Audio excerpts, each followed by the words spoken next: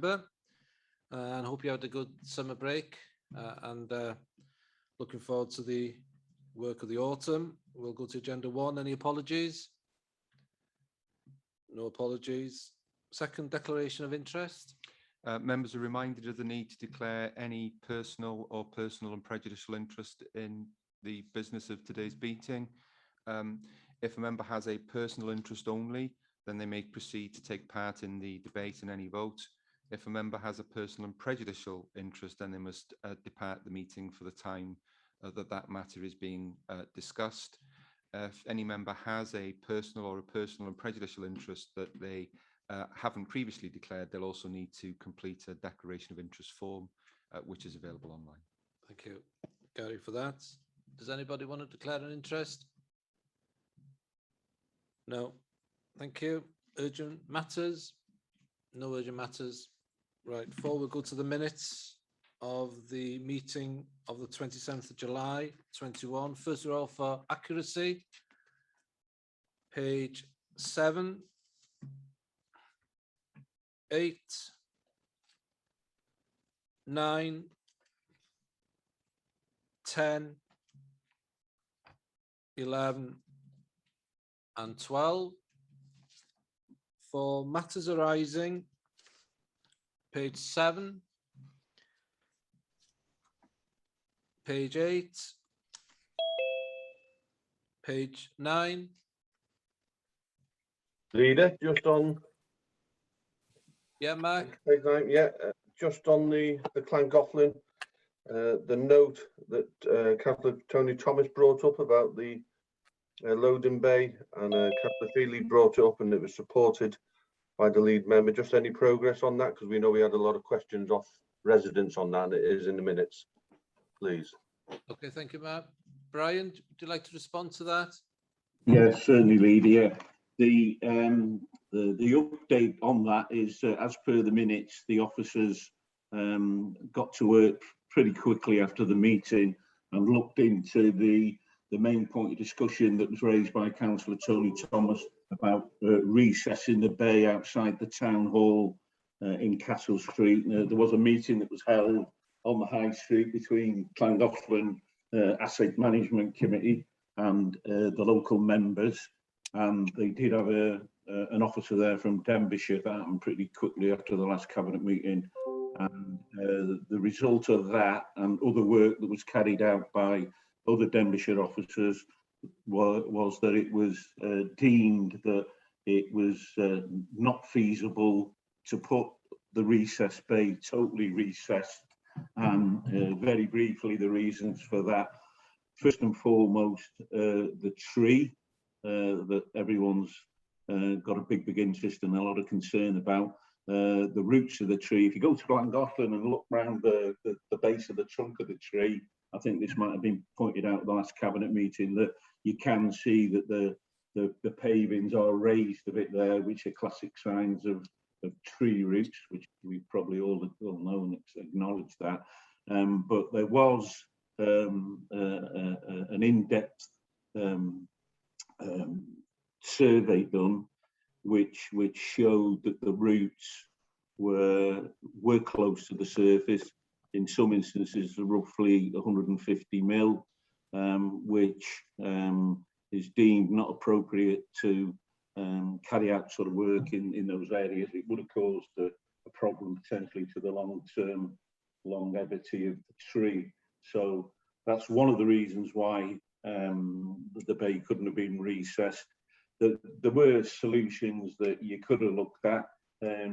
Obvious one was to raise the height of the whole area, but again, if you sort of think about that briefly, raising the pavement level then chucks in a problem. One issue that then you've got to step down into the shops, the opposite end where you've raised it. It wouldn't be practical to raise the pavement over a wide area to give access to wherever you want access to. So the tree became a stumbling block to it, and you couldn't really feasibly say it was acceptable to do it using any technical solutions. the other big factor in it all, which was mentioned at the last cabinet, was the services that run along the pavement as they are today. And again, that was looked into in a bit more depth, and what would be required to reset those utility services, gas, electric, etc., wasn't deemed within the realms of, from a cost point of view, it would have been too expensive to get into those sort of realms to use those as solutions. And then it was even looked at to sort of shift the whole carriageway over to the east, but then yeah, that could have been a possibility.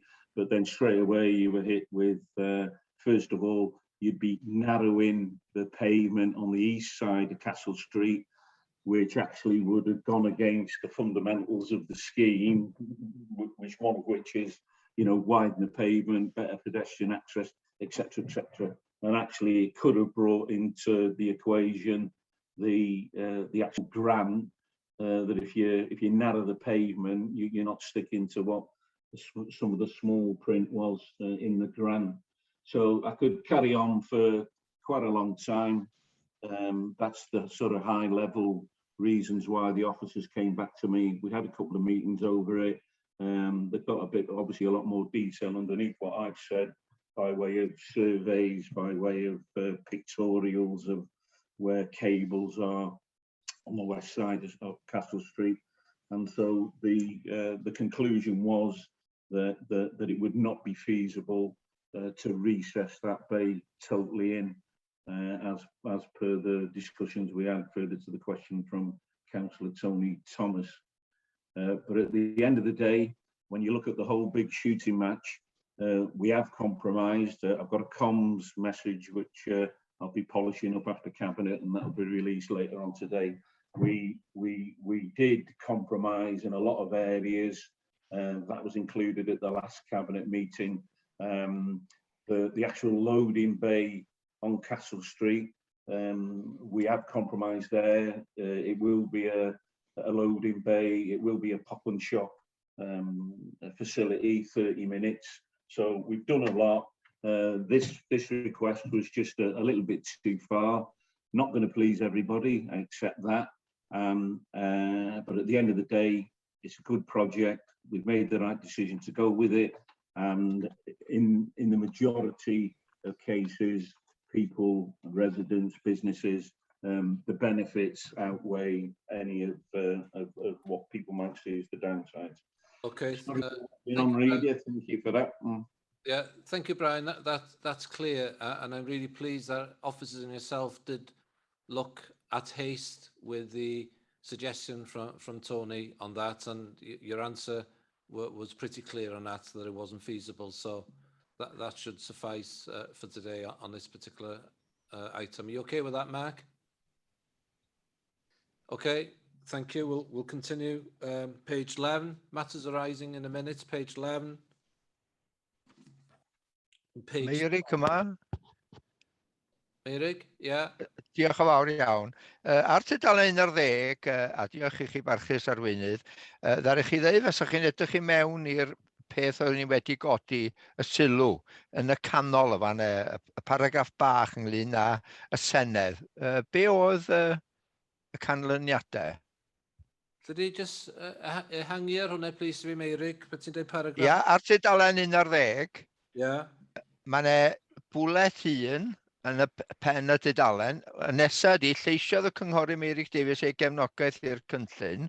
Gofynnodd a ddylai'r cyfeiriad Llywodraeth Cymru yn yr adroddiad Cymraeg gael ei newid i Senedd.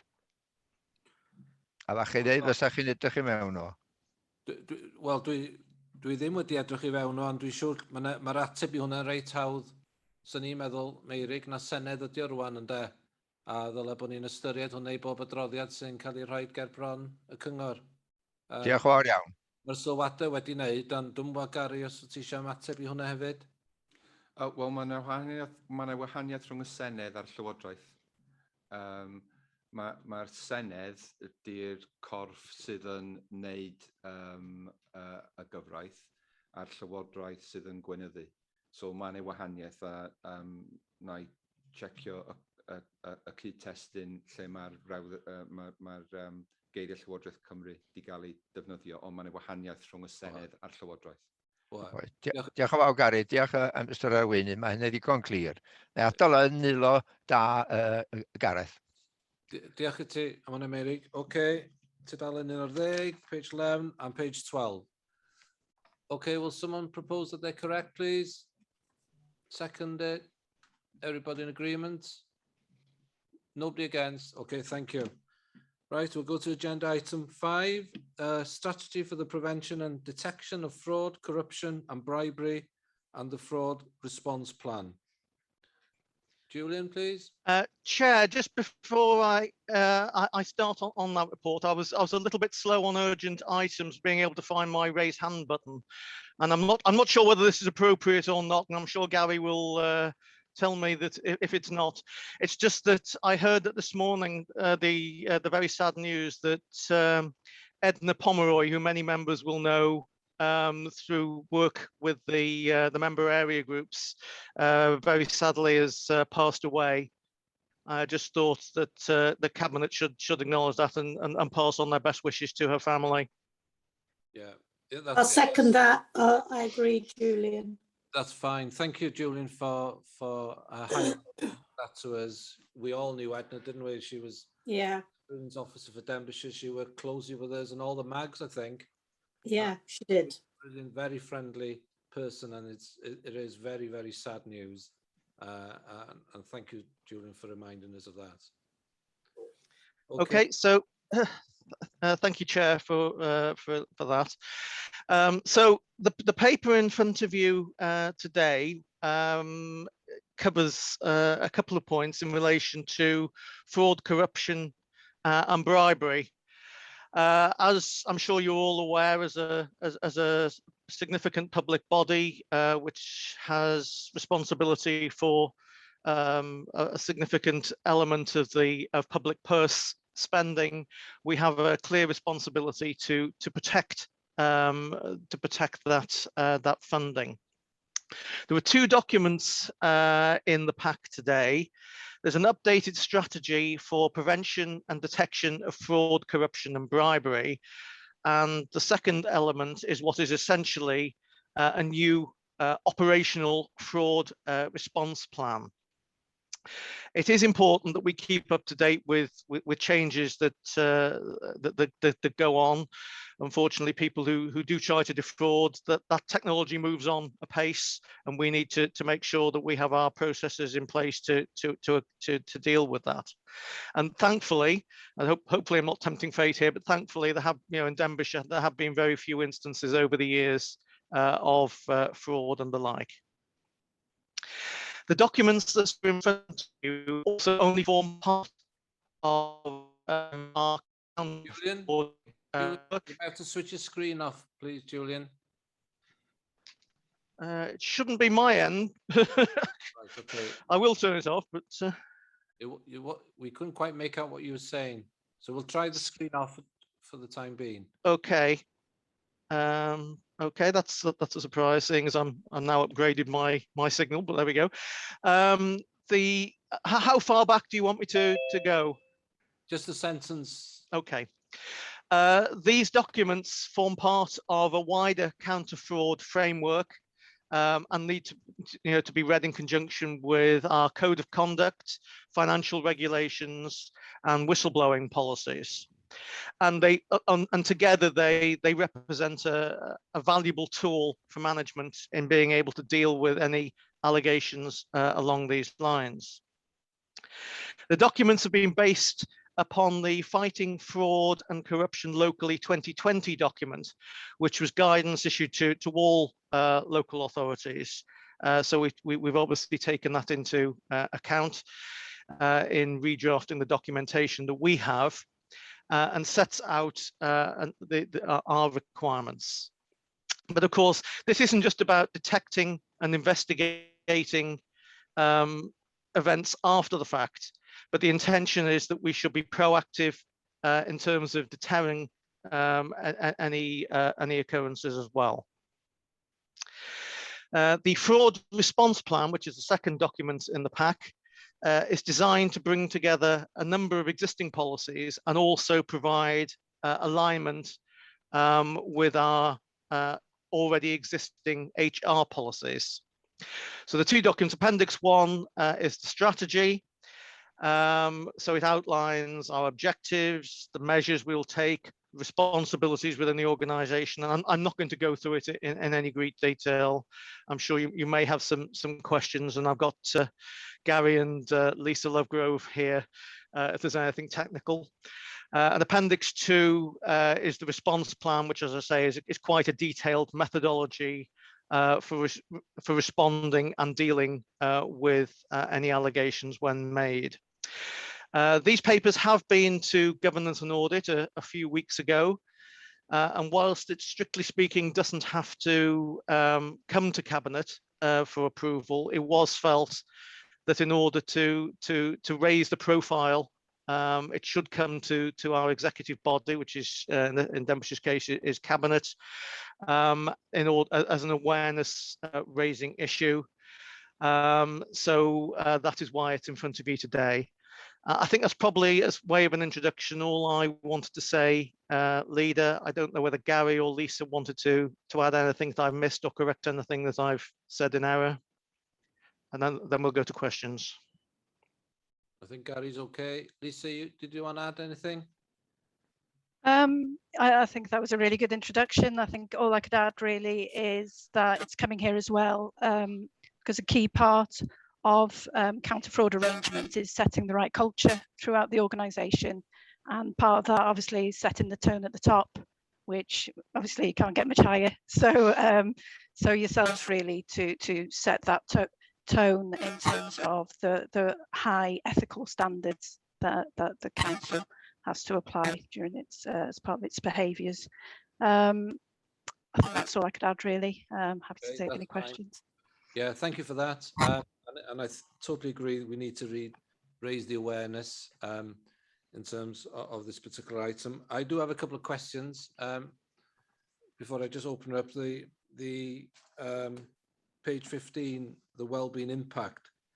The requirements are that there's work to be done to engage with members. I'd be interested to know how you intend doing that, just for us to understand.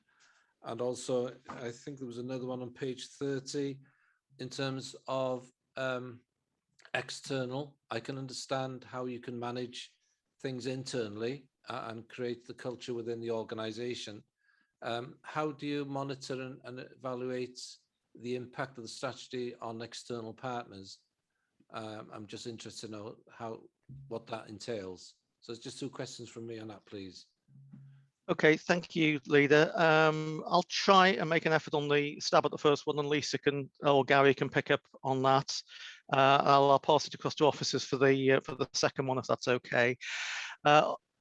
Hopefully you can still hear me. I've put my camera back on. If you can't, just wave or something, and I'll turn it off again. Julian, you're getting value for money now because we can see you and hear you, so that's good. Yes, I'm just trying that. Mind you, you might want me to turn the camera off, but that's a different matter.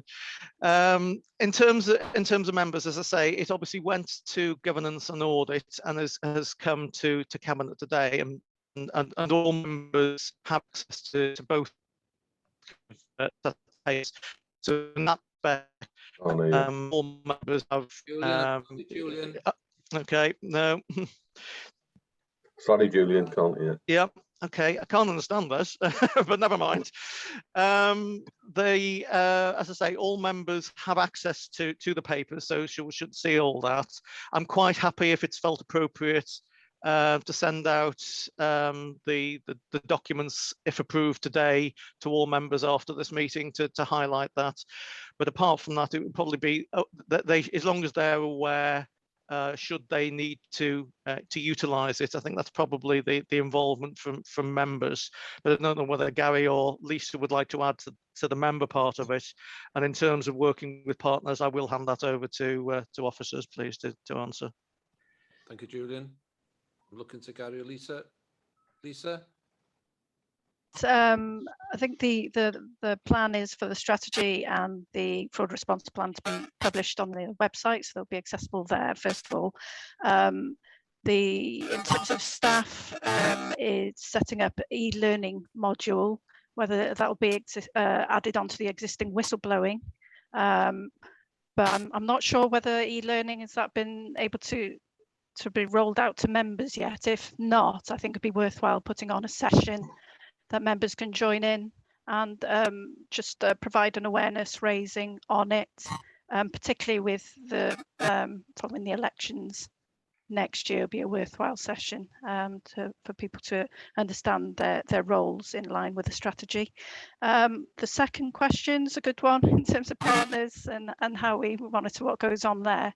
I know for key strategic partners which are managed as part of the contract, I'm thinking Civica, where our revs and bends, that we oversee that arrangement as part of our internal audit, and we have a focus on counter fraud arrangements when we do some of our audits, so we know that's picked up there. But elsewhere there is a partnership toolkit that was updated last year, and as part of that there's a requirement for an annual health check as a self-assessment by key partners, and that's got certain aspects as part of that health check, such as financial monitoring, governance in terms of standard of behaviour and codes of conduct, and compliance. So it should be picked up there. It's still early days in terms of that toolkit, but it's making sure that that's being completed by the necessary partners will be the key steps for this year.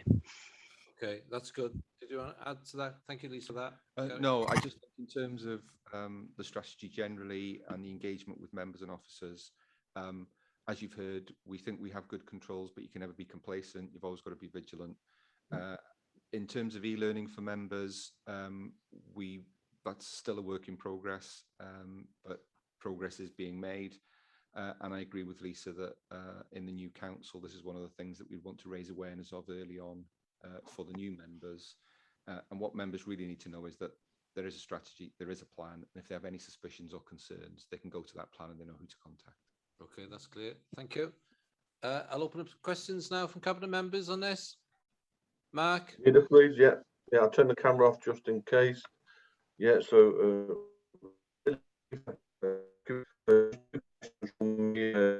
Mark, sorry, Mark, can't hear you at all, Mark. Okay, is that better? Yeah. That's better, yes. Yeah, sorry about that. I'll keep it quick. So we've been asked to endorse this. So will this also go to Denbighshire Leisure? And how do they fit into this? And also the whistleblowing is really important. Are we happy with that now, or do we think it's going to need some more work on it? So that just those two questions, please. But good document. Thank you. Gary? Yeah, in terms of the whistleblowing policy, that was reviewed relatively recently, I think, in the last couple of years.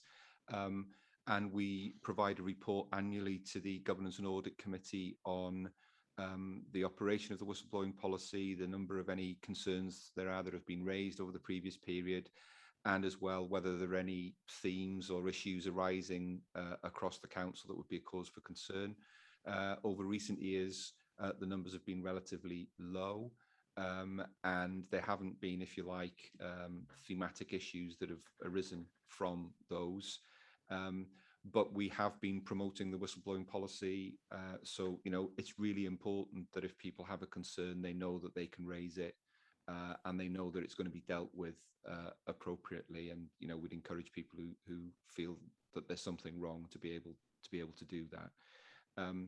In terms of DLL, this is the council strategy for the prevention and detection of fraud, corruption and bribery. And clearly, as a company that works closely with the council and is owned by the council, we'd want them, and I'm sure that they are already aware of the arrangements that we have and the way in which we would tackle any fraud. Okay, thank you. Okay with that, Mark? Yeah, thank you. Okay, any other questions?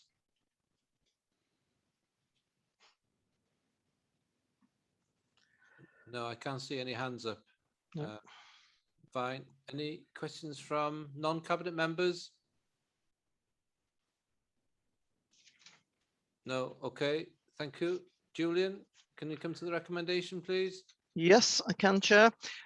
So recommendation 3.1 is that Cabinet endorse the revised strategy for the prevention and detection of fraud, corruption and bribery and associated fraud response plan, and provide support to ensure that measures are embedded throughout the organisation.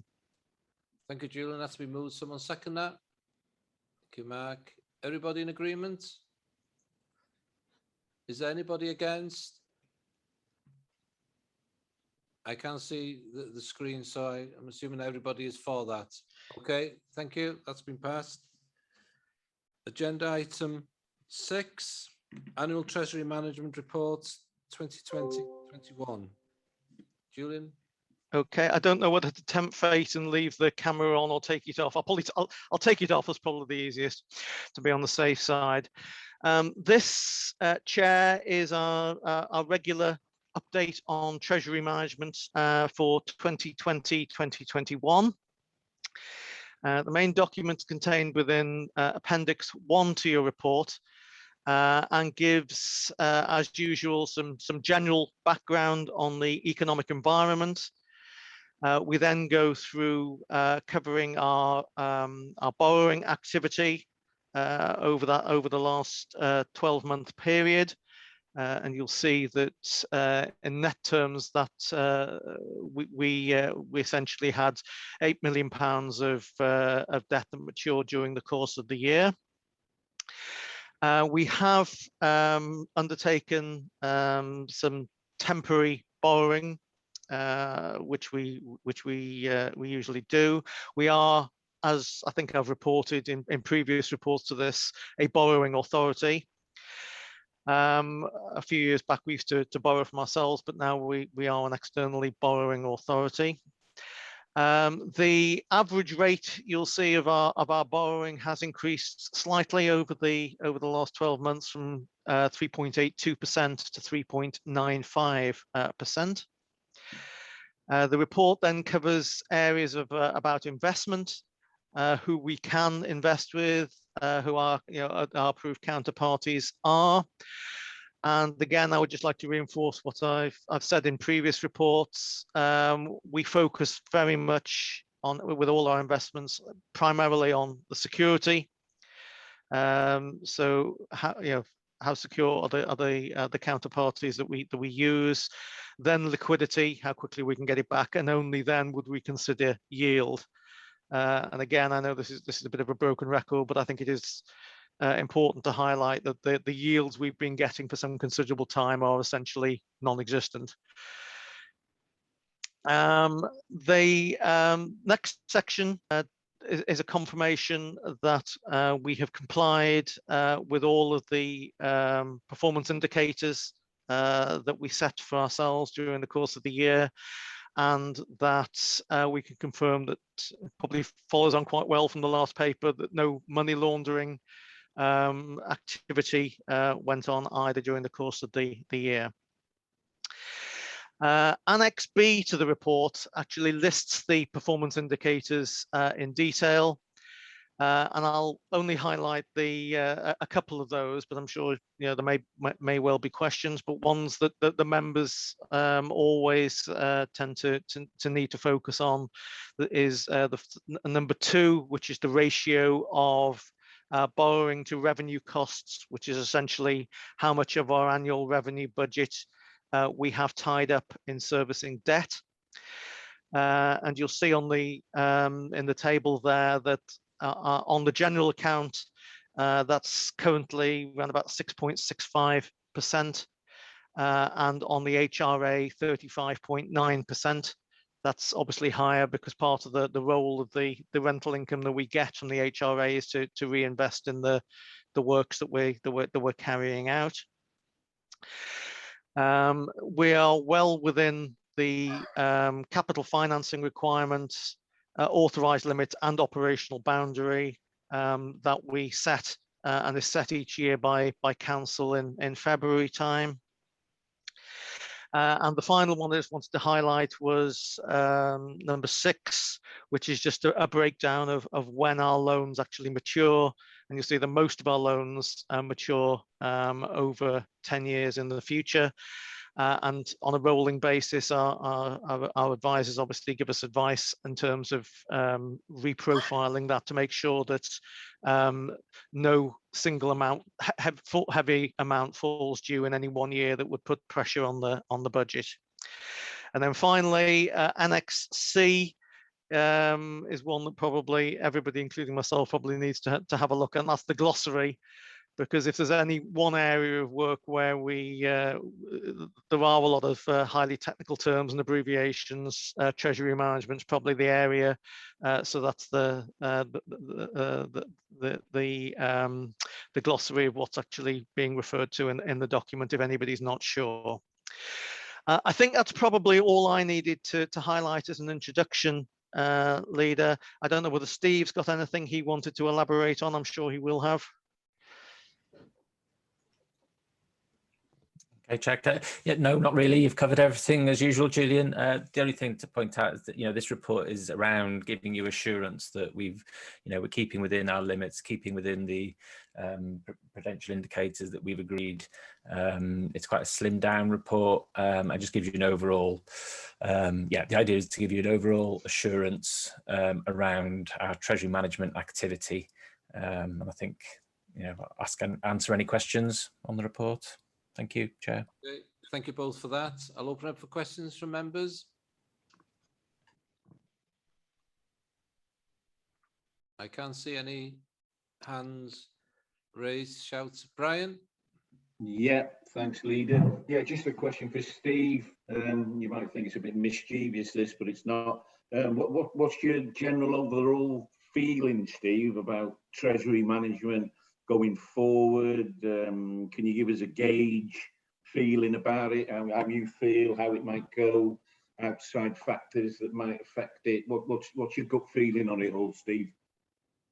The main factors that govern it will be our ambition and our desire for capital expenditure.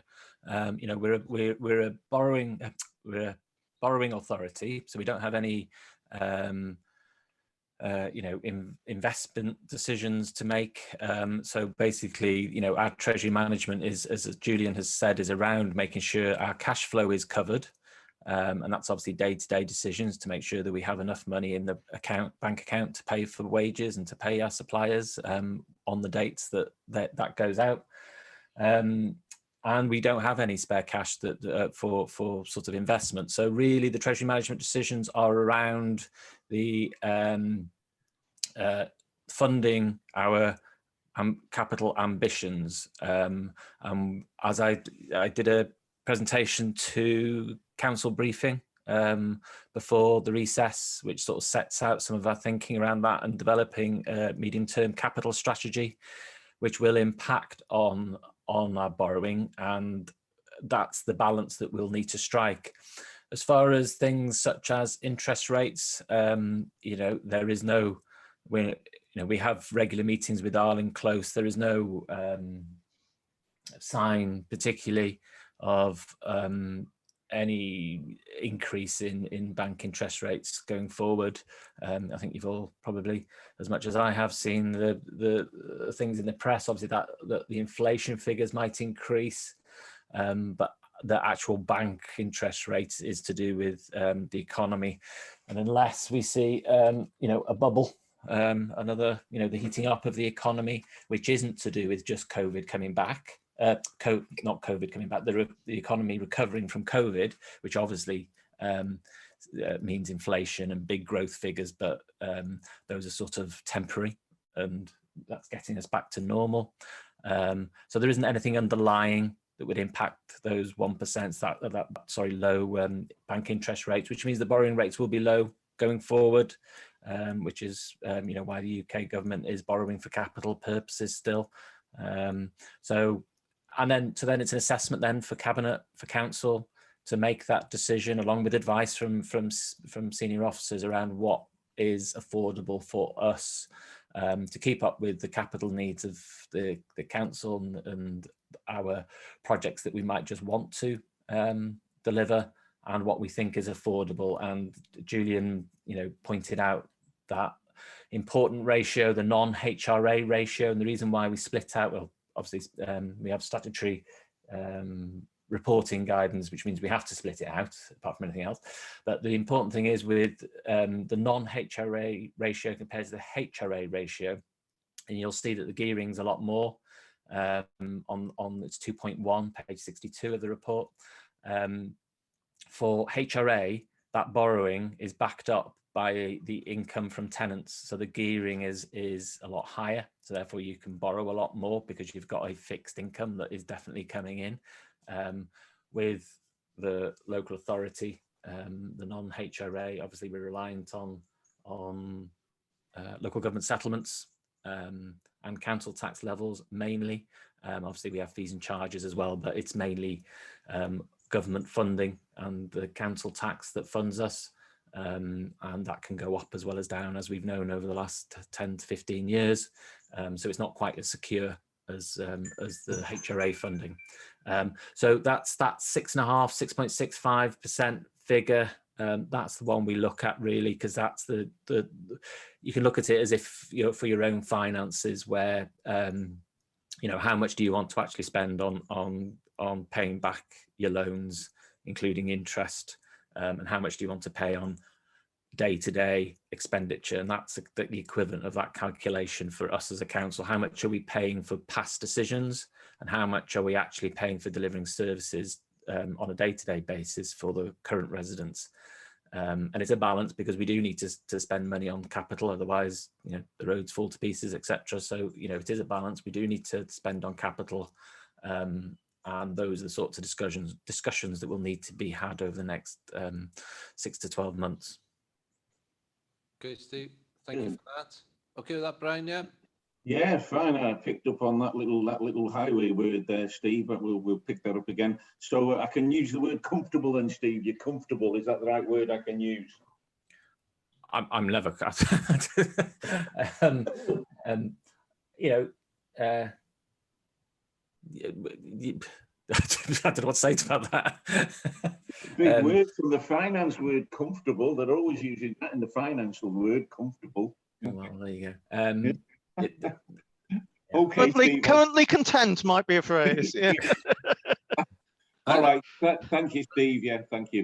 I think, Brian, we should be assured that the 151 officer is aware of all eventualities and is dealing with it.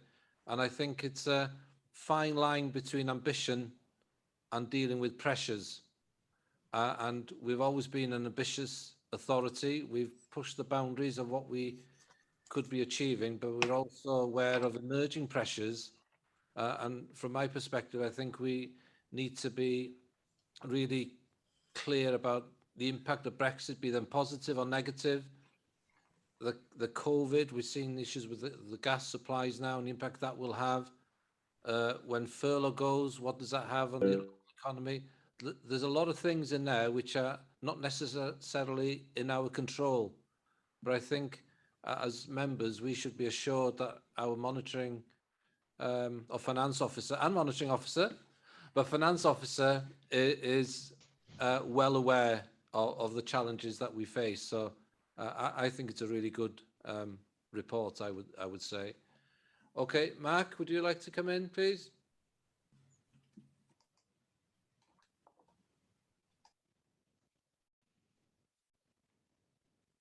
Mark, I'm not sure if you started speaking. No, sorry, you disappeared on me there. You're back now. Can you hear me okay, Leader? Yes. Yeah, sorry about that. So I just want to touch on the wellbeing impact assessment, because it asks us to make sure we've read it and we understand it. So just a couple of questions on that. We've got the assessment, impact assessment, and the summary for each area. So the sustainability, we've got 2 stars out of 4. Are we happy with that, or is there more we can do now or in the future? And the comments on the following documents on the low carbon and some other environment, the biodiversity, etc. So we've done a lot of work on that, and Councillor Thomas and Councillor Jones has. Are we being fair to ourselves there? Because we put a lot of time and money in. So could we be more positive in them areas? Because at the moment we're not selling ourselves, I feel. Thank you. Okay. Julian or Steve, do you want to respond to that? I'm Steve, happy to. yeah, I was going to say, Steve, it's probably Yeah. one more for you. It is a difficult one, because I think on any finance report, so for example, putting up council tax as part of the budget report, there's a wellbeing impact assessment for that. Now, that money is used, all the council tax that's collected is used to fund all our services. So, I mean, technically, I suppose we could give ourselves lots of 4 stars for funding all the activity within the council by producing a balanced budget. That's, you know, probably one extreme. So we do try to do the wellbeing impact assessment very much sort of from a small C conservative point of view, and not trying to, but, you know, our treasury management function does back up. I mean, you might have seen in the press where it goes wrong, and if it goes wrong, all services are impacted. However, in the treasury, in the wellbeing impact assessment, we try not to sort of you know, to strip out that side of it, and to concentrate actually on the activity itself. The other thing is that you know, it's about planning, and I think because treasury management is a ongoing activity, and I think that's where the 2 stars come from. You know, we don't have a program board, we don't have you know, we report to all the statutory groups that we need to, such as Governance Assurance Committee, Cabinet and Council, in various different reports. I think we probably miss out on some of that normal project management types ticks that you would get if it was a one-off project, but it's not, it's embedded in everything we do. So that's probably why it's come out on a 2 for that. It is difficult on this scoring, but I think, you know, generally it's a couple of positives, and you know, other than that, we hope that services don't have to think about us and treasury management. You know, if we didn't get our staff paid, that would be when they'd notice us. So the idea is that we're in the background making sure that everything ticks over and works and everyone gets paid. Okay, thank you for that, Steve. Okay with that, Mark? Sorry, I just asked a question on we haven't got comments on the biodiversity and environment. Yeah, I think we are doing good work, so I'm surprised by that. Yeah, I think that the point is that we're not doing it in the treasury management section. So that's what I was trying to say, is that actually, yes, obviously everything that treasury management allows the council to work. It allows us to carry out our revenue activities, it allows us to pay our staff, it allows us to fund capital investment. So we could throw all that into the welfare impact assessment. However, we felt, you know, this is the feeling that actually the specific projects should talk about that, rather than our treasury management function, which facilitates those projects. I do understand what you mean, Mark, that without a treasury management function, then you wouldn't be able to invest in the Carbon Zero project, etc.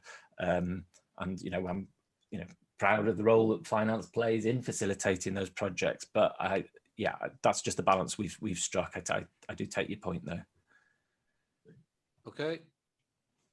Okay. Yeah, I think we're underselling ourselves there, but I'll take it on board. But I think we could sell ourselves better, and it's a better message. But I'll go with whatever you're comfortable with. No, I take your views on board, Mark, and we'll have a look at it. We'll review it next time we do it, see if we can include something. But I'm just trying to, yeah. Thank you. Graham. Thank you. Thank you, Leader. I only wanted to come in at the end if all members have had their opportunity to ask questions about the report, just from a kind of chief exec's position. Okay, that's fine. Is that okay? Can you hear me all right? Yeah, okay. I'll finish with members first and I'll come back to you, Graham. Yeah, thank you. If you would. Thank you, Leader. Thank you. Okay. Any members of Cabinet with further comments or questions?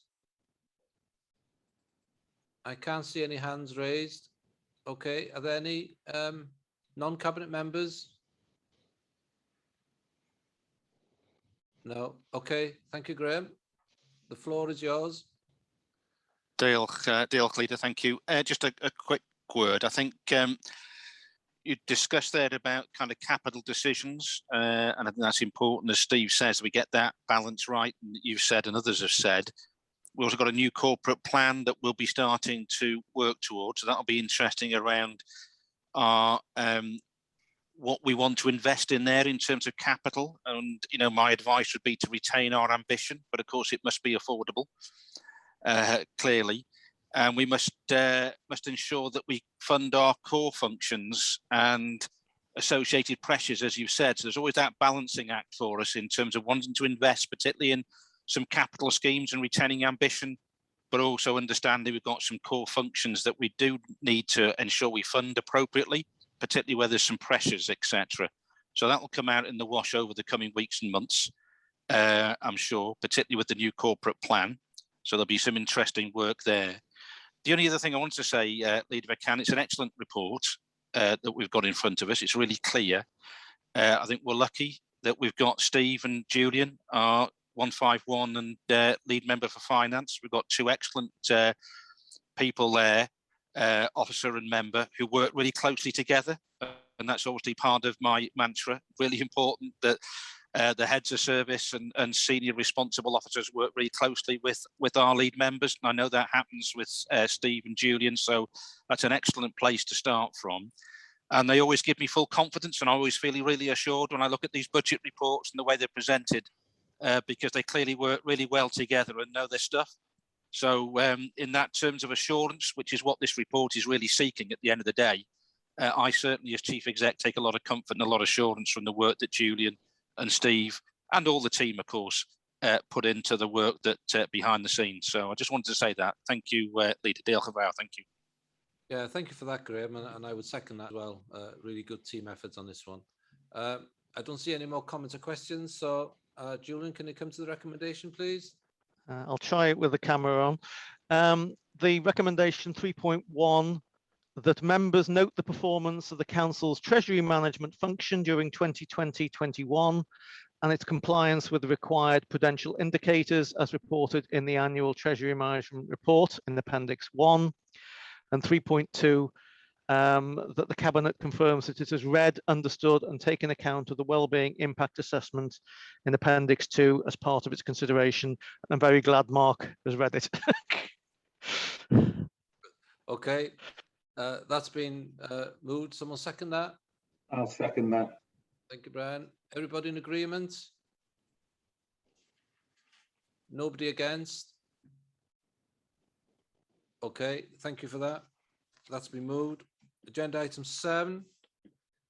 Council House External Enveloping and Energy Efficiency Framework and Mini Competition Award. Tony, please. Yeah, thank you, Leader. I'll switch my camera off just for the bandwidth problems. Okay, so I've got, I think I've got Glenn Forstick with me today to answer the any technical problems, but we're here today to seek approval toward the recently tendered external enveloping framework to procure services required to deliver major external repairs to the Council's housing stock. And also to seek approval to tender the first 2 lots from the 4-year framework required to maintain the condition of the Council's housing stock in line with the Welsh Housing Quality Standard and to tender the first 2 phases.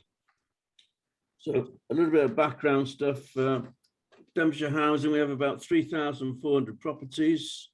Since 2004, we've carried out many repairs to the stock to achieve this Welsh Housing Quality Standard. So making sure we meet the current needs.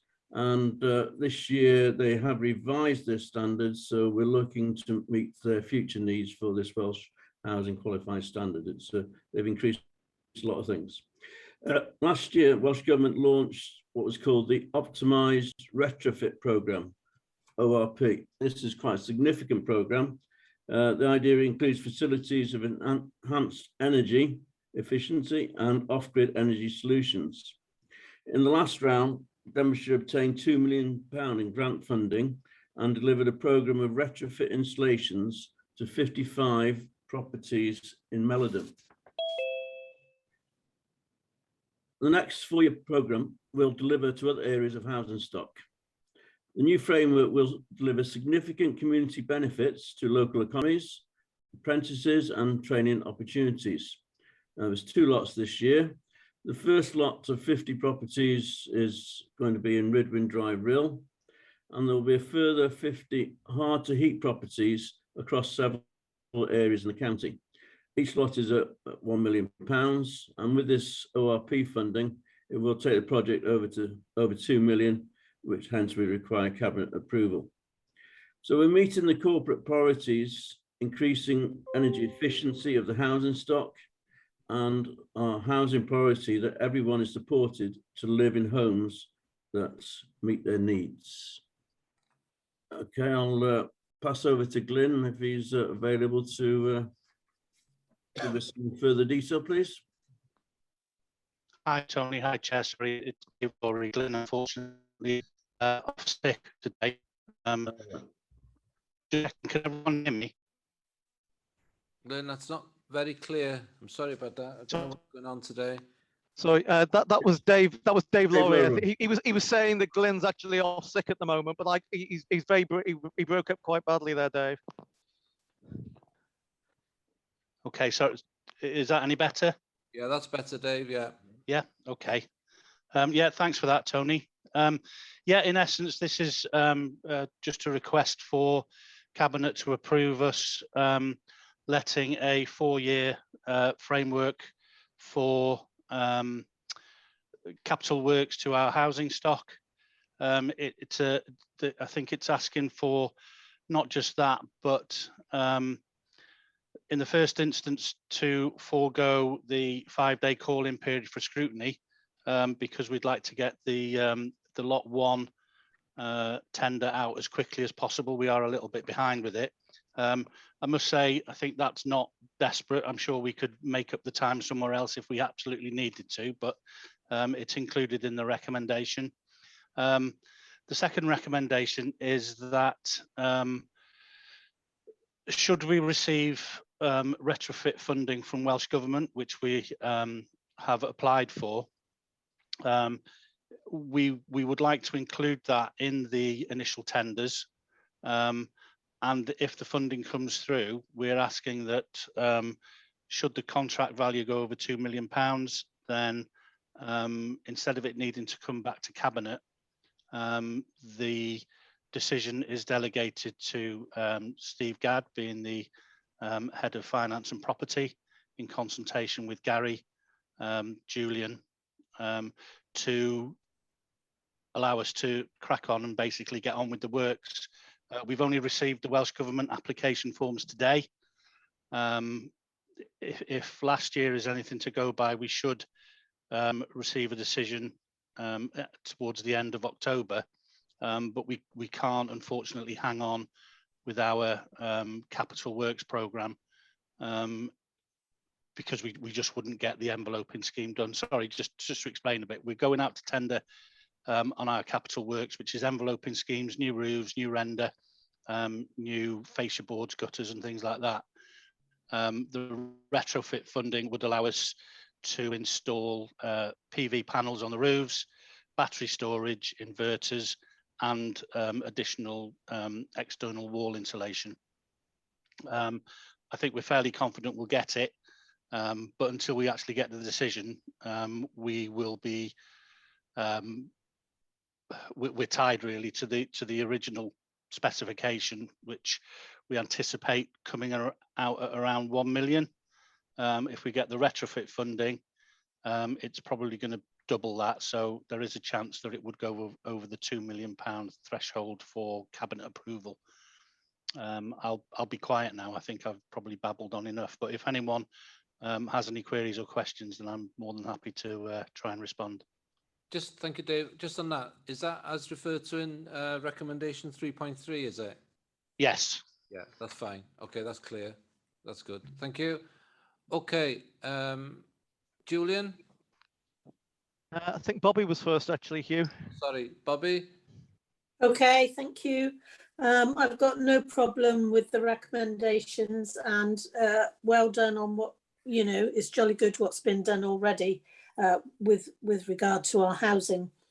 I just wanted to ask a question, which hopefully you'll be able to answer, David.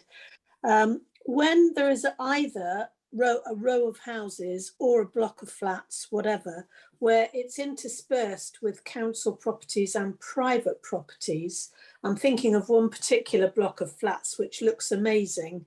Now you've done it inside and out on my patch. How do you sort out? How do you do it all when some of them are privately owned and some of them are council? How does that work?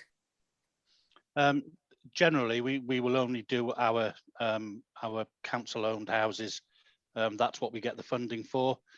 We do have discussions with the private tenants, private owners, and we can because we do so many units, it brings the unit cost down. But the best we can do really is offer that unit cost to private owners, and it is a reasonably high cost. We're talking just for the re-roofing works, the render, the roof line work. We're probably talking about £15,000 a house, and that doubles if we apply the retrofit funding as well. So there isn't huge take up, I'm afraid. It is quite an expensive process. But I am a sort of think I've got in my head now a block of flats which looks beautiful. The roof's been done, it's all been re-rendered, it's been done inside and out, and I know some are owned by people and some are council flats. And I'm just, you know, is there a problem? Is there a problem that council property would get it done for nothing and private owners would not?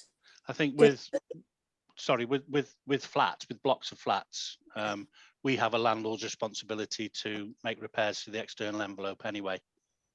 So that it's something that we would do for the benefit of our tenants, and yes, it would benefit private owners as well.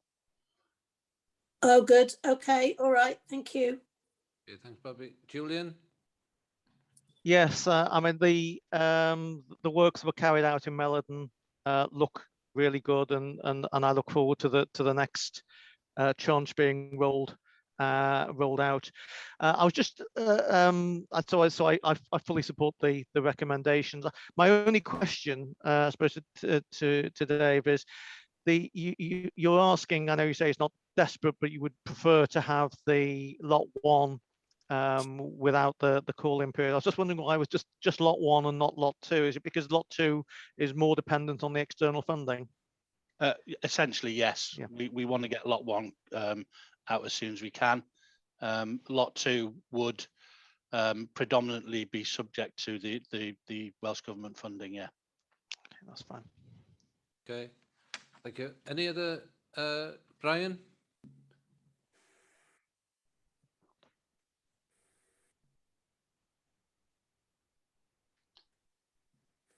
Hello, Brian. You got your hand up, do you know? Raise, you're either on mute or... Yeah, turn my camera off now. Yeah, just an observation and a question on the recommendations. 4 of the 6 companies, oh, sorry, 2 of the 6 companies are local, and the other 4 are from out the area. Can I ask the question? Obviously, I understand it'll be that's worked out because of the price and the quality. Do we give companies that are not successful on tenders? Do we give them? Have we got the time to give them a bit of an insight, and not just well, you know, you were 5% out on your tender price there. A little bit more meat on why they lost out, which on future tenders can give them a bit of a steer on it, and in particular local companies. So 2 questions. Obviously, I support the recommendation. I've seen the work in Melodon. It is great. That's already been said. Why do you think we only had 2 local companies that were successful? Is there anything we think we could do without bogging down officers with too much work to certainly give local companies, and I suppose any companies that tender, and we might already do it, I'll apologise, but reasons why, a bit of a wash hands on what they'd have to do to be successful on any future tenders? I suppose that's one for Mr. Lowry. Thank you, Brian. Dave? Yeah, Brian. Thanks, Brian. Yeah, we do try and work with all contractors who express an interest. That's prior to the tender and afterwards. If they want some feedback, then we're more than happy to give it. You know, procurement rules mean that we have to tender on sale to Wales, and that's not a restricted procurement process. I wasn't involved in the selection process, but obviously procurement were, and they're happy that everything was followed. So I couldn't comment on why more local companies didn't make the list, but I can certainly ask Glyn when he's better to give us some comments on that.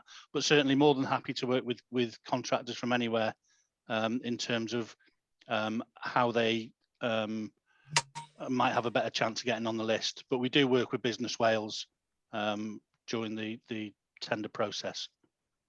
No, a number of years ago, Dave, if I can come back, Sell to Wales actually dealt with bidding on contracts for Sell to Wales. They had, in my view, this ridiculous formula where you had to have a combined overall yearly balance sheet sales figure, which was millions. And actually you were quoting for the contract that was only worth 6 figures. But your balance sheet had to show that you were turning over, you know, I think it was £30 million a year. Right. That's still in place, Can you which, put the screen off, Brian? Sorry. yeah, how much did you capture that? Yeah, very quickly then I'll run through it again. A number of years ago, I dealt with Sell to Wales on tendering for contracts. Within the small print, you had to demonstrate that your turnover, I remember the figure, it was £30 million a year. The contract we were bidding for was only something like 100k a year, and it was absolutely ridiculous. And I just wondered if red tape like that is still in that Sell to Wales small print, which would hamper local businesses when they're looking at it. Like, yeah. So without labouring it, I'm happy with the recommendations, but if we could just look into that, I'd be interested on any feedback without bogging you down with work, Dave. Thanks. Okay, thank you, Brian, for that. Okay, any other comments from cabinet members? No. Okay, Meirig, please. Diolch yn fawr, Mr Cadeirydd. Un o ddau bethau ga i ddymuno dda i Glyn Ffostaig am wellad buan. Dwi'n nabod o, mae o'n swyddog da iawn i ni. A bore da i DWYLL. O dan 3.1, mae yna sylw wedi cael ei wneud yn does ynglyn â cwmnïau.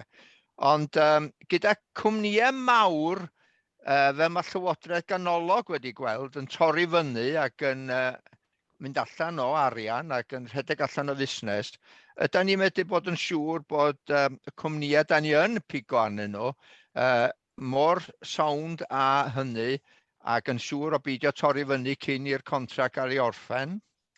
A'r ola ydy, dwi'm yn gwybod fy'n ateb i hwn, ond dwi'm yn gweld un o'r tai yn nar ni, sef Mor Awel, 8 Ffordd Glasgoed, yn y rhestr o gwbl, a mae'n dŷ gwag ar y funud, ac dwi'n edrych ymlaen iddo fo gael ei adnewyddu a'i ddiweddaru mwyn gwneud cartre i deulu eto.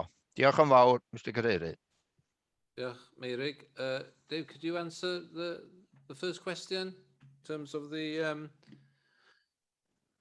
position of the companies which have been allocated the work in terms of sustainability and credibility? Chair, perhaps I can come in on that one actually from a procurement standpoint. Okay. And you know, Steve or Gary or Dave might want to add. We would automatically do diligence. Try saying that 3 times quickly. On any companies that we're going to contract with. But that, of course, is I'll turn it off. You don't have to say due diligence again. Good. I'm not going to try it.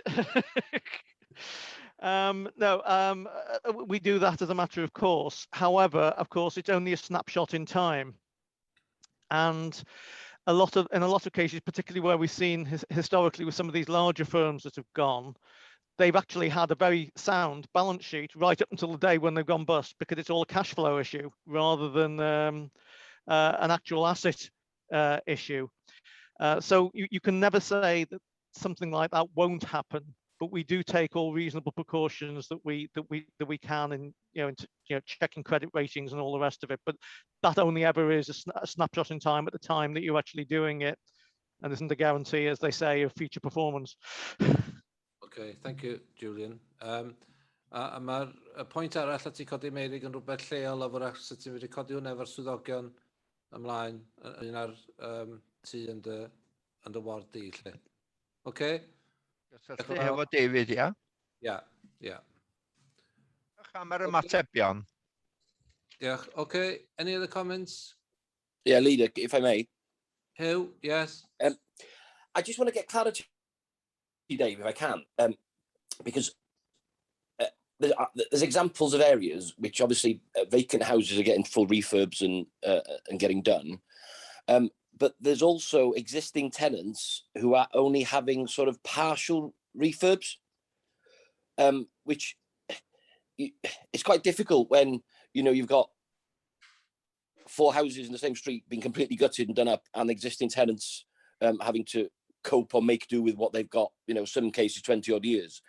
So what point does an existing tenant qualify for a full refurb and not partial? I just want a bit of clarity on that, because I've got an example, and if Glyn was here, he's been dealing with me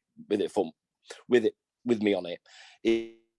Is how do I answer a tenant of over 20 years that they are basically, if they want to improve their property, they have to do it themselves because they don't qualify for the scheme? I'm just trying to understand, what's the qualification point, please? There is we've obviously got a planned capital programme, and that is based on condition surveys. I think where some of the confusion or some of the dissatisfaction might be coming in is that for a few years now, we've really upped our lettable standard, and the best way to deliver that on a day-to-day basis is via the voids work that we do. So when a property becomes empty, instead of just turning it around quickly and trying to get a tenant in, we do actually take some time now and try and deliver a real quality home. It's sometimes difficult to do that level of work when there's a tenant actually living in the property. I think the other thing to say is that obviously because of COVID, we have stepped back a little bit from completing internal works, which is generally kitchen and bathroom replacements. We will be kicking that back up again next year, but again, obviously, because of the restrictions, we don't want to send several contractors into houses, putting them and the tenants at risk. But certainly, in terms of if you've got any individual tenants who want to raise concerns, myself and Glyn are more than happy to work with you and them to discuss it and go through it. But there is a long-term capital programme for external enveloping and internal to keep us up to WHQS. Yeah, Dave, I completely support the void work we're doing, and I was shown around a few weeks ago with a brand new refurb, somebody moving from a 3-bed into a flat, and the standard was absolutely superb. I just think maybe that we need to have some communication. It's difficult when there's some really good work. Bobby quoted earlier on about the flats in bottom of Greenfield Road in Ruthin. I mean, they look amazing. They look like a new build, and it's a credit to the work we've done. But then there's a state, for example, Maes Hafod in Ruthin, having a lot of refurbs done because properties coming empty, etc. And existing tenants are not sure where they sit in the programme. So I just think we need to have some comms to give reassurance of, we are going to get to you eventually. I don't know if we can do that, so there is a constant message throughout Denbighshire going to these tenants who, feel aggrieved they've paid for years and nothing's happening.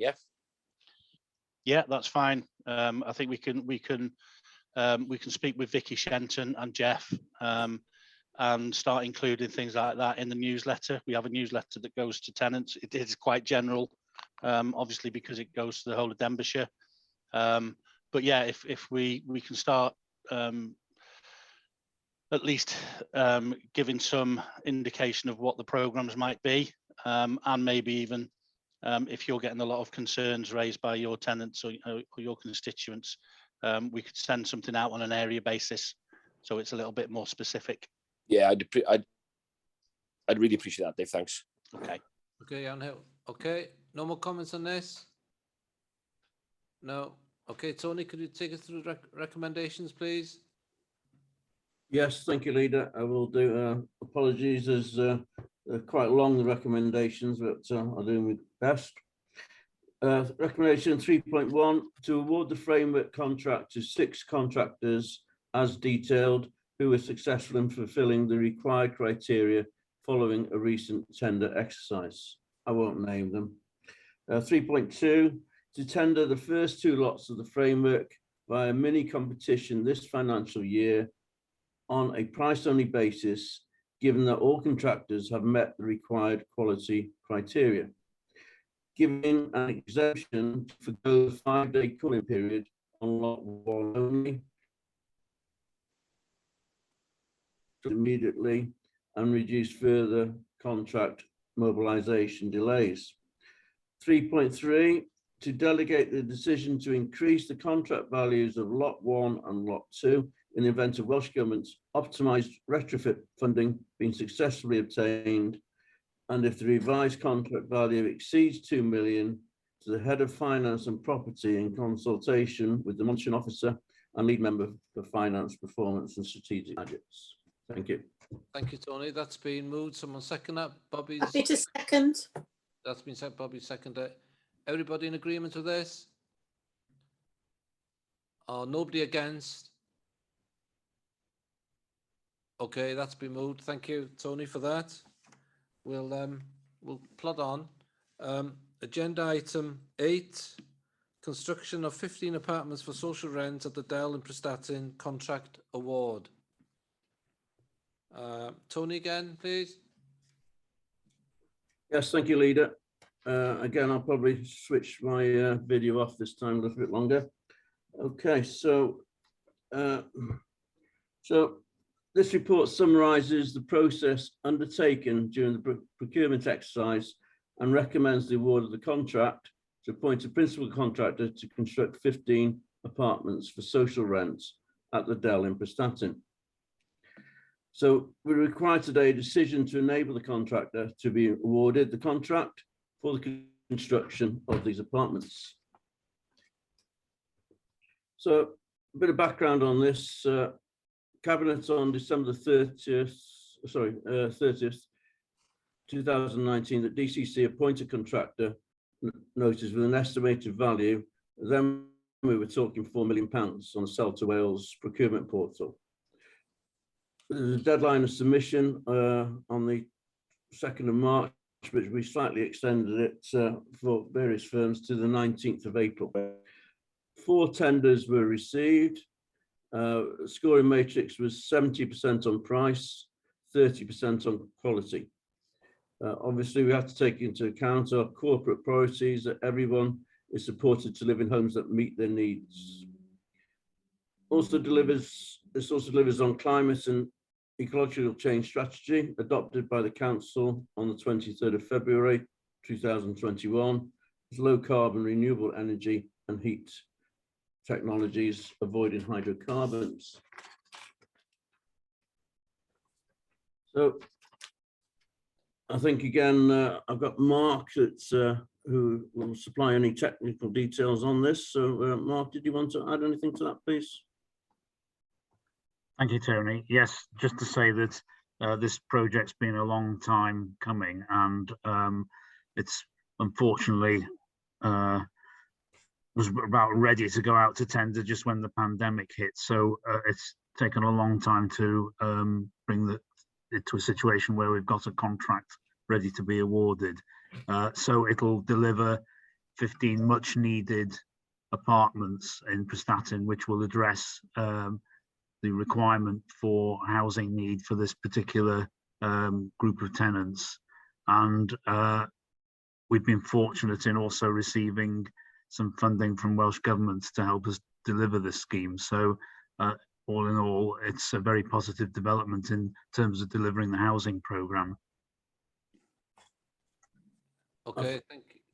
I forgot to add that the actual estimates, the contract now is coming at 3 million, so it's coming a fair bit cheaper than what we thought. Okay, thank you, Tony. Mark, for that. Very clear, and you're right, it has been a long time coming, this one, since it was first discussed. Julian, did you want to add anything? Your name is on the report. Did you want to add anything to? Yeah, my name's on the report from the procurement aspect. No, I fully support the recommendations, and I fully support the. So I'm assuming Tony's proposing, so I'm quite happy to second the recommendations when we get to that stage. Okay, thank you for that. Any questions or comments from cabinet members? No. Okay. Any comments or questions from non-cabinet members?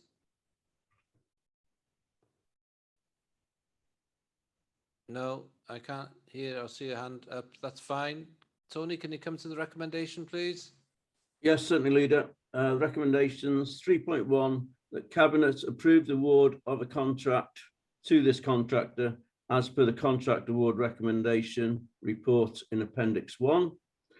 3.2, that Cabinet confirms that it is read, understood, and taken account of the wellbeing impact assessments, which is Appendix 2, as part of its consideration. Thank you. Thank you. That's been moved and seconded. All in favour?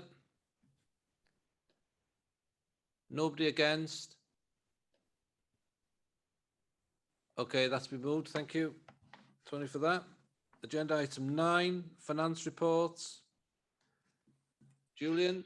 Okay, I'll take my camera off. Hopefully that will mean you can hear me.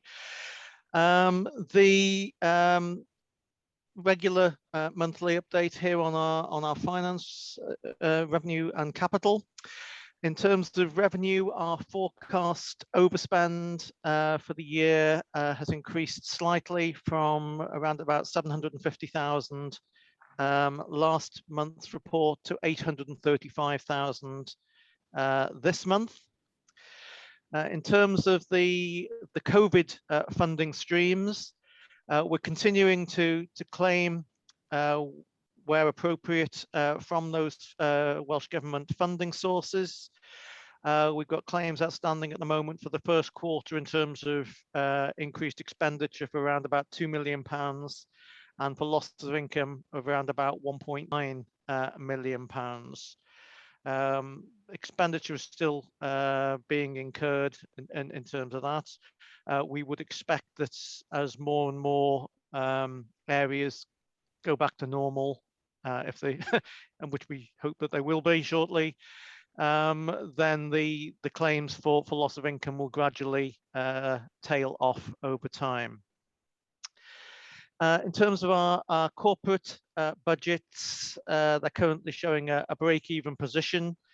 However, the usual areas where I tend to flag up on corporates are pressures and remain pressures. That is in terms of our yield from council tax during the course of the year, particularly as furlough tails off. We'll see what impact that has. Excuse me. Similarly, the impact of an uptake in people applying for council tax reduction scheme, and of course the pay award is still unresolved as we stand at the moment. So obviously remains a pressure for us depending on the outcomes of that. In terms of schools budgets, the credit balance is projected to be just under £4 million. Which is reduced from what we started the year with, but then again, we were expecting that because the reason that the credit balance was so high, as previously explained, was that we had funding allocated to us in the last financial year, which is now being spent by our schools. And in terms of the non-delegated schools budget, there's a small projected underspend of around about £124,000. The HRA business plan remains within all of our agreed parameters, as we've previously discussed. Appendix 2 to your report gives some context by service on the variances since the last month's report. The main area of movement was in that of education and children's services, where there's been an increase in cost there, which is primarily down to one of our usual reasons, which is an increase in residential costs.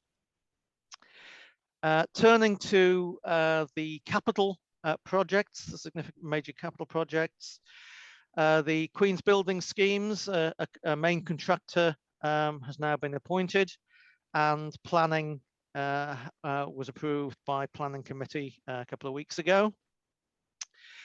The new waste model remains on target and on budget. And the East Rail flood scheme, again, works progressing well on that. And again, it remains on target and on budget as things stand at the moment. So in terms of all of those major capital projects, there's nothing that needs to be flagged up at this point in time, Chair. One other area, you will remember that I added a verbal addition into my report last month in terms of a proposed redevelopment of the former library site in Prestatyn.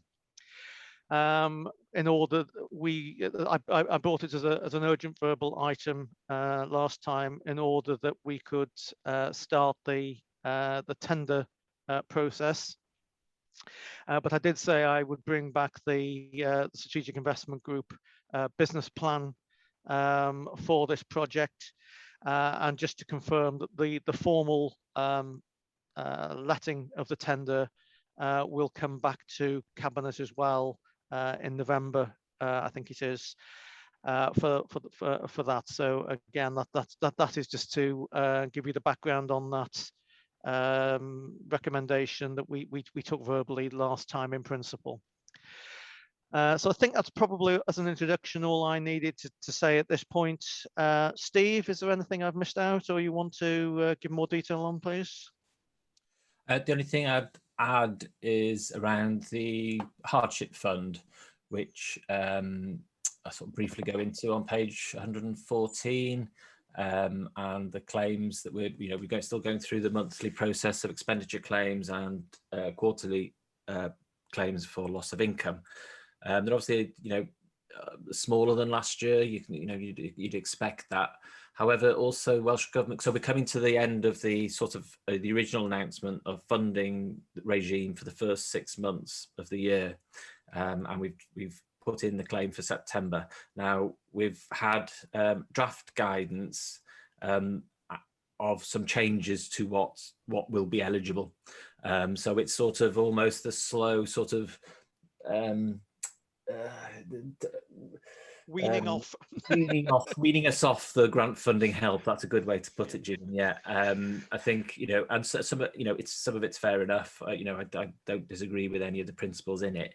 However, it might be that we're going to have to fund some stuff ourselves, which the Welsh Government generously have been funding up to now. So we just need to work through that and what impact that might have on services. I don't think it'll have a significant change in people's projections, but you might just see an uptick in some of the overspends or a decrease in some of the underspends in service areas as they've been asked to fund some of the pressures that are ongoing around COVID. I think the other thing just to mention more around the budget process, but you've seen in the media about the announcement of the 3-year funding announcement in the comprehensive spending review, which will be now announced in October instead of November. So this is, well, it's good news from a process point of view. I wouldn't want to second guess what's actually in the figures, but from a process point of view, it's really good news because what it means is that Welsh Government are now gearing up to hopefully give us 3-year indicative AEF figures. So won't probably go down to individual councils, but will hopefully give us some broad broad figures for what the overall revenue support grant will be over the next 3 years, as well as obviously the specific amount for next year. So that's really good, and hopefully we'll be bringing reports to Cabinet soon on that. I think that's all I've got to add, really, Julian. Thank you. Thanks, Steve. Okay, thank you all. Are there any comments or questions from Cabinet members? The cam leader, just a couple, please. Yeah. Yeah, I'll turn my camera off. Yeah, so obviously yourself, leader, and Julian been working on asking for long-term budgets for a long time. So that's good news and good work, because I know you've been bringing it up for a good couple of years. And just to Steve, obviously the accounts look good, but we have got what feels like the perfect storms for some members of our community. We've got the furlough finishing. We've got the universal credit reduction. I don't want to get into a massive political debate, but the knock-on of that could be people struggling to pay council tax, etc. So I'm sure it is in your mind. Can you just talk us through how that process will work, especially on setting the next council tax? Thank you. Thanks, Mark. Yeah, as far as the council tax, collection, etc., is concerned, and the wider economy, we're still monitoring that on a monthly basis with Welsh Government, and so we're all submitting monthly returns to Welsh Government and monitoring that closely.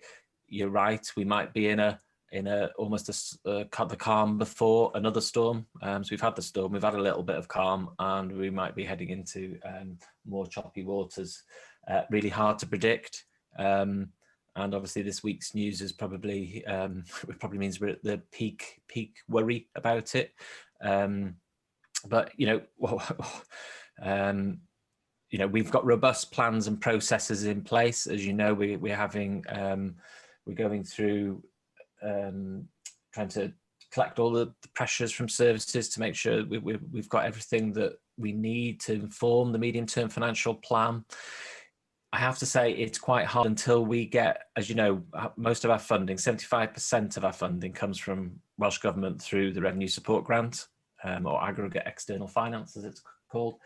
And until we get some indication of what that is, it is very difficult to give figures, but we're building up the picture. I'll be candid and say that I'm hopeful that we will be able to set a balanced budget without any need for large savings or large cuts to the service. We are hoping for a reasonable revenue support grant settlement this year. And I think the fear is obviously at some point all the help that's going out, much needed help to businesses, to individuals on the recovery will need to be paid back at some point by the UK Treasury. And so I think we financially we're probably still in that calm for this year at least, and then things might hit. As far as the gas supplies, etc., we've got the intelligence around what we think the price increases are, so we're just doing some extra work on that this year, obviously this week, sorry. Obviously for office-based staff, for office-based costs, a lot of that has decreased anyway because of usage, so we hopefully we'll be able to reassign budgets rather than it's all going in as a pressure. But we'll take all that into account, as long as the pressures in social care, children's services, all those go into the pot, and that's what we'll be doing for the next 3 months, up until we get the draft settlement, and then hopefully propose a package to bring forward. Okay, Mark. Yeah, thanks for that. I feel better now, thank you. Brian? Yeah, quick couple of things. Again, without getting too political, that universal credit, the £20, it was given as a top up, the same as furlough grant, business grant schemes and everything else. So it's just dropping down back to the baseline. It's not taking it away. It was a COVID implementation figure that couldn't carry on forever. So that's that little bit. But a question to Steve, obviously it's good news on this 3-year budget settlement. that is good news, but you probably won't have the answer, but I'll ask the question. So you'll have a 3-year chunk of funding. Will there be any flex in there to swerve it between one financial year and another? That might sound foolhardy, but could there be some advantages to that, that you can use that 3-year set of figures to perhaps do something in year 2, but you're pulling it, let's say, out of year 3, if that makes sense? It does make sense, Brian, and we have done that in the past. We have used cash in previous years to help in 1 year's setting of the budget, and actually we didn't know that what we were going to get the following year. So that was basically that. What that does is just carry forward the need to make that pressure. However, if we do have a 3-year figures where we know what we're getting from Welsh Government on the revenue support grant, then it does mean that we can flex more confidently around council tax levels, the use of cash, and the pressures that we may want to spend our money on. So it does give us the capacity to better manage our finances. What it doesn't mean is that over those 3 years, it doesn't necessarily mean that we'll be in a better position after those 3 years, but it does mean that we'll be able to balance those 3 years better. We might be able to make, and this is around the budget process, where to make savings, genuine cost reductions that don't impact on service delivery takes time, and it takes some big projects to deliver that, and that takes time to deliver. Now, it might mean that this 3-year settlements allow us to have savings in the 2nd and 3rd year that give us confidence that we can use some cash reserves in the 1st and 2nd year. So it allows us to hopefully plan a bit more long term than going from 1 year to the next and not knowing. So yes, is the short answer. It does give us some flexibility. Good. That's good to hear that your thinking's in that domain. And of course, Steve, if it doesn't quite work out, we all know who to go to. There's push for these 3-year settlements, don't we? Yes. Thank you. Okay, thank you. Any other comments or questions from Cabinet? No, okay. Meirig, please. Diolch yn fawr, Sir Cadeirydd. Ia, mae gwresogi a nwyn trydan a ni'n gweld bod y cyngor ffid i synnu sylw at hwnna. Mae hwnna'n frawchus yn dydi, a mi fydd wrth reswm hynny'n effeithio ni hefo swyddfeydd ac yn y blaen, a dwi'n siŵr bod y trysory'n edrych i mewn i hynny. Troi tudalen 129, sef y ganolfan was newydd, a ni'n godi ar ffordd y graig, byddai'n sylwi yn y gwaelod y gwariant edrych ymlaen ydy gostwng i 2.103 miliwn o 4.603 miliwn. Os yna rhywbeth i ddeud am hynny? Wedyn troi tudalen 103, mae yna wahanol wybodaeth ar yr adeilad yma, sy'n cael ei godi, a mae o'n deud yn y canol sustainable drainage, 68,000. Wel, ydy'r adeilad yma ddim efo carffosiaeth yn y stryd, fydd yn cymryd y dŵr aflan a'r dŵr glaw. Felly dwi'n gweud yn dall y gost yna. A'r unig beth bach arall i ofyn y dweud y gwir, 153, mae'n lun sut fydd y safle'n edrych wedi codi'r siopau o danodd ar tai ar ei penw, ond mae'n andros uchel i gymaru hefo beth sydd ar yr ochr chwith, sef tai presennol, fflatiau, 3 llawr, yn dipyn llai o faint nag ydy yr un newydd. Dwi'n cymryd bach bod chi cael cynllunio byn hyn, ond mae'n edrych yn or fawr rwsyd, arbennig efo talcenni fel yna, na bod y to yn mynd ffordd arall. Diolch yn fawr. Diolch Meirig am hwnna. Julian or Steve, any comments on the questions? Mark, I can see Are you coming on the last question, Mark? I think if Mark deals with the last Yes, two, Mark can deal with the last one. okay. Yeah. Yes. Okay, Steve, the first two then, please. No, I'm the first one, and if Mark does the second two, the page 133, the sustainable drainage one, and the page 153 on the question around the look, if Mark could deal with those two, and then I'll come back on the first one if that's okay. Okay, Mark, please.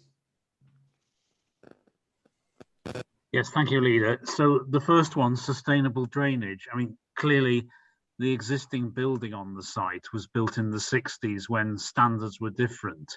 And I think there's obviously with things like climate change and the risk of deluges and so on, the practice now is to try and provide attenuation on site so that in the event of a heavy rainfall, the stormwater drainage system doesn't get overburdened. So that's the reason why that's been included in the scheme. We also showed it separately from the other costs to make it clear that, that there are aspects of these capital projects now which are over and above those sort of construction costs which might have been incurred in previous years. The second question was about the appearance of the property. It is actually in the conservation area in Prestatyn, so we did take advice from the conservation team in terms of its appearance to ensure it was consistent and complemented the existing buildings in the area. The building next door is a block of council flats. It's Llys Bodnant. It's a 3-storey property. This new proposal is as probably you call it 3.5 stories, because there are 2 rooms in the sort of attic space. We had the opportunity to do that, and clearly it will provide 2 households with homes, which wouldn't otherwise have been the case if we just capped it at 3 stories. But the development does have planning permission, and its appearance was developed in conjunction with the conservation team, and they were entirely happy with it. Thank you, Mark, for that. Just before Steve answers on the other question, if I can just come in on the one, probably need to declare an interest in one respect, in that this proposed development is right opposite from the town from the Prestatyn Town Council offices, and I can say that the drains in that area are most assuredly not up to standard, seeing as the Town Council offices seem to flood on a base every time you get a little rain. So anything that can be done to improve that on the other side of the road would be greatly appreciated. The current ones don't meet requirements. And just to reinforce what Mark said in terms of the design, this has been done in consultation, you know, and I'm also one of the ward members for this ward as well. So if I can, I don't often get to be parochial. A well-needed development. Okay, is that it, Julian? Yeah. Yeah. Sorry, that was for that, and Steve got to pick up the other item. Okay. Yeah. Steve, yeah.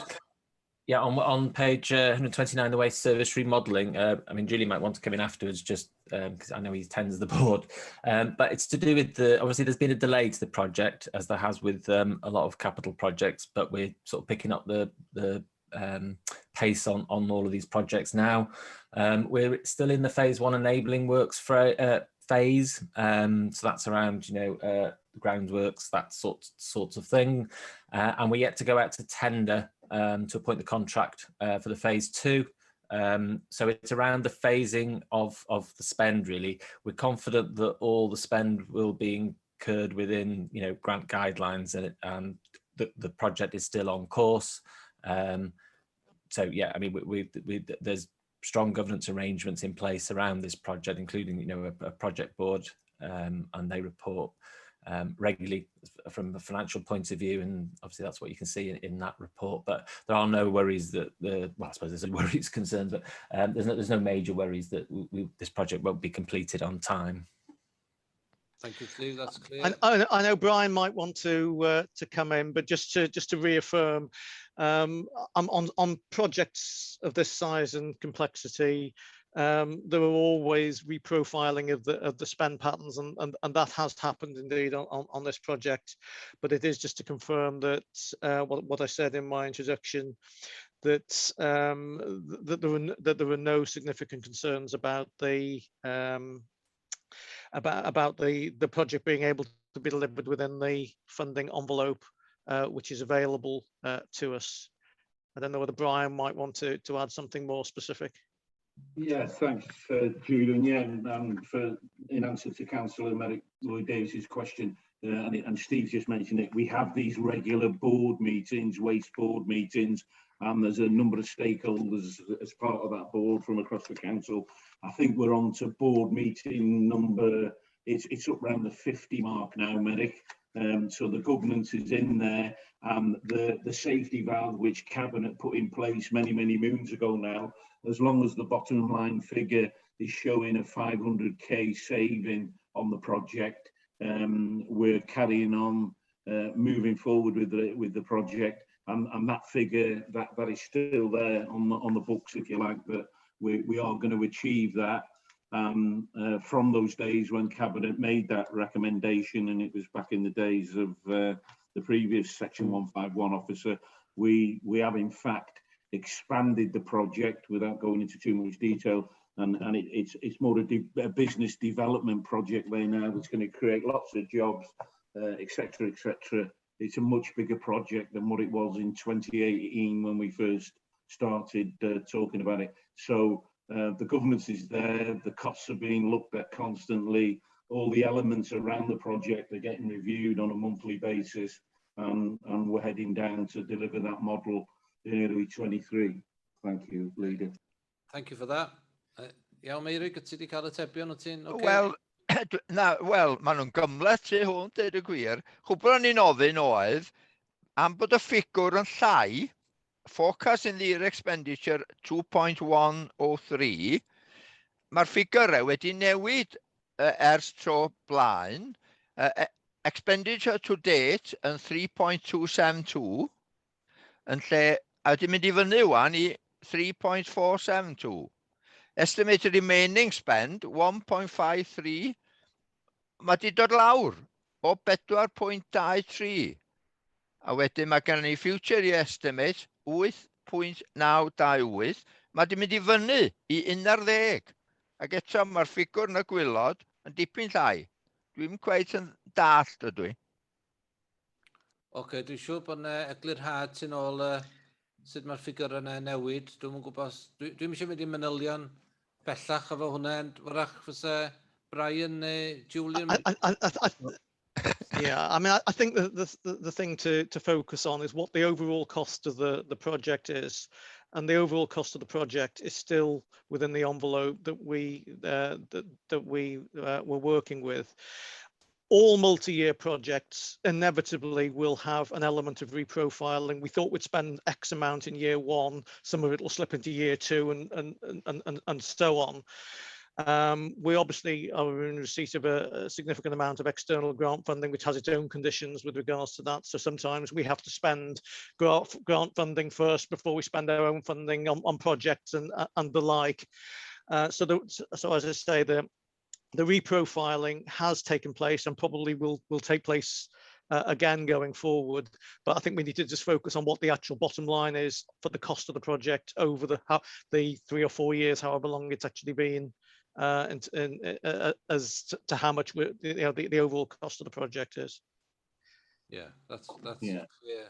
I don't want to go into this, Brian. Did you just want to? Yeah, just a quick one then, which hopefully will be some comfort to Merrick. I'm pushing Merrick for either a members' workshop or a full council briefing on the new waste model, and that's the sort of questions that we can answer on the day. I think Julian has answered it really, because I'm close to it. I fully understand what Julian said there, but by the same token, appreciate that to you from half a step away, it doesn't make sense. So the word reprofiling, if you can accept that, that's what it's that's what it's all about, what it's contained in. And if we can get this council members briefing, council members, full council briefing, whatever shape it might take, we can have everyone there relevant to the project from the officer side that can rattle out these answers for you in greater detail, Merrick.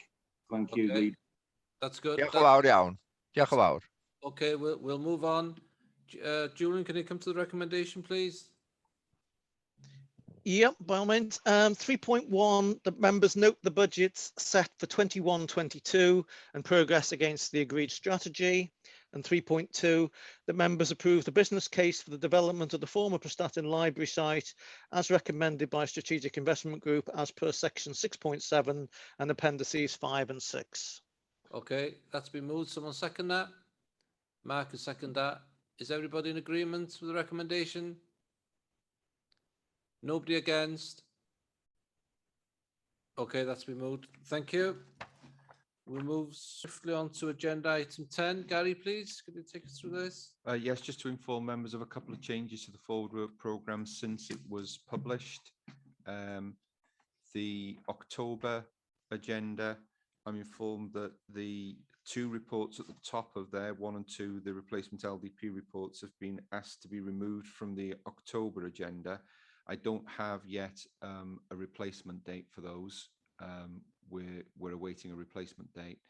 And then the only other change is in December, we've been asked to move the Prestatyn Flood Defence Scheme report from December to January. So it will appear on the forward work programme for the 18th of January. Okay, thank you, Gary. Are there any comments on that? No. Okay, thank you. Right, we want to move to part 2. Will someone propose that we move to part 2, please? I propose. Okay, we'll wait a couple of minutes while we exclude the public.